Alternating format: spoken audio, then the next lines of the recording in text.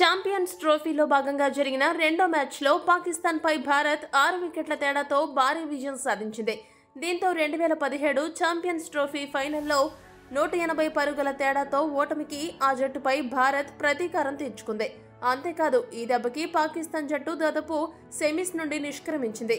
మరోవైపు team India semis బెర్త్ని confirm చేసుకుంది.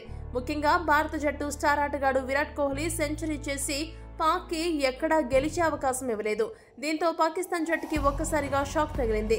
Defending champion హోదాలో బరిలోకి దిగి ఇలా పేలవ ప్రదర్శనతో వరుసగా ఓడిపోయి గ్రూప్ దశలోనే నిష్క్రమించడంతో ఆ జట్టుపై ఆ దేశపు మాజీ క్రికెటర్లు, అభిమానులు తీవ్ర స్థాయిలో ఆగ్రహం వ్యక్తం చేస్తున్నారు. ఇక ఈ ఓటమి అనంతరం స్వదేశానికి పయనమవుతూ ఆ జట్టు హెడ్ కోచ్ ఆకిబ్ జావేద్ మాట్లాడుతూ ఏమన్నాడంటే, నిజానికి ఈ ఓటమి మాకు చాలా బాధ కలిగించింది. టీమిండియాతో మ్యాచ్ అంటే మా దేశపు ప్రజలు ఎంతో ప్రతిష్టాత్మకంగా తీసుకుంటారు. ఇలాంటి మ్యాచ్లో మేము ఓడిపోవడంతో మా దేశ ప్రజలకు, అభిమానులకు క్షమాపణలు చెప్పుకోవాలి. జట్టుగా మేము అన్ని విభాగాల్లోనూ కొద్దిగా వెనుకబడిన విషయం వాస్తవమే. అయితే టీమిండియాని నిలువరించడానికి మా వాళ్ళు చాలా కృషి చేశారు. కానీ టీమిండియా తరపున విరాట్ కోహ్లీ ఈ తరహా బ్యాటింగ్తో కంబ్యాక్ ఇస్తాడని అస్సలు ఊహించలేదు.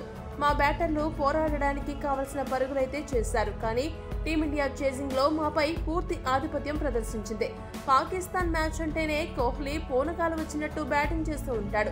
అతడితో పాటు మిగతా బ్యాటర్లు క్రమం తప్పకుండా పరుగులు చేస్తూనే ఉన్నారు. దీంతో పాకిస్తాన్ పై ఒత్తిడి పెరిగింది. కోహ్లీ వికెట్ ఆరంభంలోనే తీసి ఉంటే మాకు గెలిచే అవకాశాలు ఉండేవి. కానీ అలా జరగలేదు. ఇక్కడ మరొక విషయం ఏంటంటే, ఈ టోర్నమెంట్ లో అన్ని మ్యాచ్లు ఒకే వేదికపై ఆడుతూ ఉండడం టీమిండియాకు బాగా కలిసొచ్చింది. మిగతా జట్ల పరిస్థితి అలా కాదు. టీమిండియాతో మ్యాచ్ ఆడాలంటే దుబాయ్కి ప్రయాణించాలి. సాకులు చెప్పాలని నేను అనుకోవడం లేదు. అయితే మేము టీమిండియా చేతిలో ఓడిపోవడానికి ఇలాంటివి కూడా కారణాలుగా నిలిచాయని చెప్పాలి. ఇక మా జట్టు తరపున అర్బర్ అహ్మద్ మాత్రం అద్భుతంగా బౌలింగ్ చేశాడు.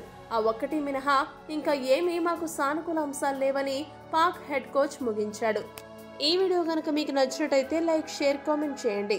మరిన్ని స్పోర్ట్స్ అప్డేట్స్ కోసం మా ఛానల్ను సబ్స్క్రైబ్ చేసుకోండి.